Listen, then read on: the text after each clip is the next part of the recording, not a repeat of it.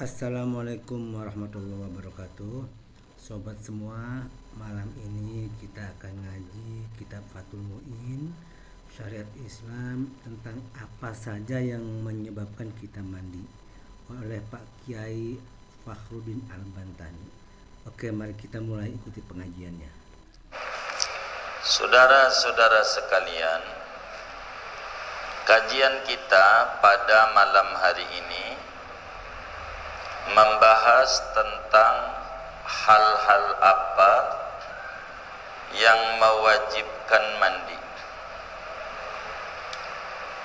Jadi tidak semua mandi itu hukumnya wajib. Bisa saja mandi itu mubah, bisa saja mandi itu sunat, bisa saja mandi itu wajib.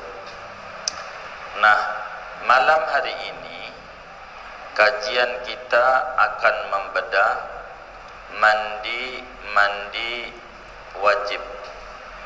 Penyebab mandi itu wajib apa-apa. Di sini dijelaskan oleh Syekh Zainuddin Al-Malibari, wa mujibuhu arba'atun.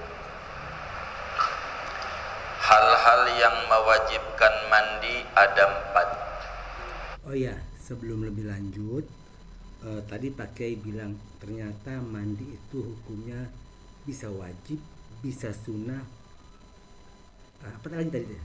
Bisa mubah. Ini pengetahuan baru nih buat saya nih. Ada juga ulama yang menyebutkan 6, tapi kiai kita tidak menyebutkan meninggal. Kalau meninggal itu dimandikan, tidak mandi sendiri. Kalau Hebatnya nih Pak Kiai ini ya, kata mandi dan dimandikan bisa diterangkan. Hebat dah Pak Kiai. Mandi sendiri bisa kabur juga kali ya. Tapi boleh saja sebagai karomah. Di sini dijelaskan hal-hal yang mewajibkan mandi ada 4. Panjangnya ada 9. Ini secara singkat 4. Kalau panjang secara ada 9. Ini guys, yang saya salut, Pak Kiai itu nggak cuma tahu kitab yang sedang dia baca, tapi pengetahuan beliau luas banget. Saya salut dengan Pak Kiai ini. 6 buat perempuan, 3 buat laki-laki. Ada 9. Kalau pengen panjang, perempuan wajib mandi karena keluar sperma, ovum namanya. Kedua, bersetubuh. Ketiga, haid. Guys, maksud bersetubuh itu melakukan hubungan seks ya, maksud beliau. Bukan pornografi, maksudnya ini biar lugas karena ini membahas hukum. Keempat, nifas. Kelima, melahirkan. Keenam, meninggal. Perempuan 6, laki-laki 3. Pertama, keluar sperma. Kedua, bersetubuh. Ketiga, meninggal. Maka 3 ditambah 6 sama dengan 9. Ada 9 lah yang menyebabkan orang wajib mandi. 6 buat perempuan, 3 buat laki-laki. Secara singkat kiai kita menyebutkan 4. Dari 4 itu yang menyebabkan kita, Maksud beliau kiai kita adalah penulis dari kitab Fathul Mu'in ini ya. Itu namanya kiai kita, kiai yang sedang dibahas ilmunya di sini. wajib mandi. Ahaduha khuruju manihi awalan. Yang pertama dari 4 itu saudara adalah keluar mani. keluar mani.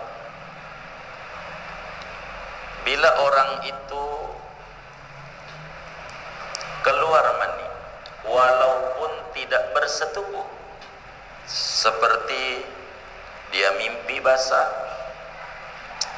atau dia melek, tidak mimpi, keluar mani, seperti berhayal, dia tiang Masjid Al-Madinah dibayangin Sahrini apa dia. Awas tuh ya, yang suka lihat cewek cantik bohai, kalau sampai keluar wajib mandi. Keluar mani, wajib mandi. Keluar maninya, atau dia bercumbuan, atau dia nonton blue film. Maksudnya nonton blue film lalu dia keluar mani, jadi bukan cuma nonton doang. Kalau nonton nggak keluar, nggak wajib mandi. Tapi maksud Pak Kiai nonton blue film lalu keluar air sperma atau air mani. Atau apa saja. Ataukah dia, mohon maaf, onani. Pokoknya prinsipnya keluar mani. Keluar mani ini yang menyebabkan mandi, maksud keluar ini dari mana ke mana. Kalau keluar mani itu dari tempat sperma hanya kepada pangkal batang zakar, ibarat laki, itu tidak wajib mandi. Wong tidak keluar, masih di dalam. Tapi untuk menjadi baligh, dia baligh karena mandi. Saya nggak paham yang ini guys, nggak keluar. Ya kita ikutin aja dah, saya nggak paham yang ini. Mandinya sudah keluar dari tempat aslinya, tapi wajib mandi tidak.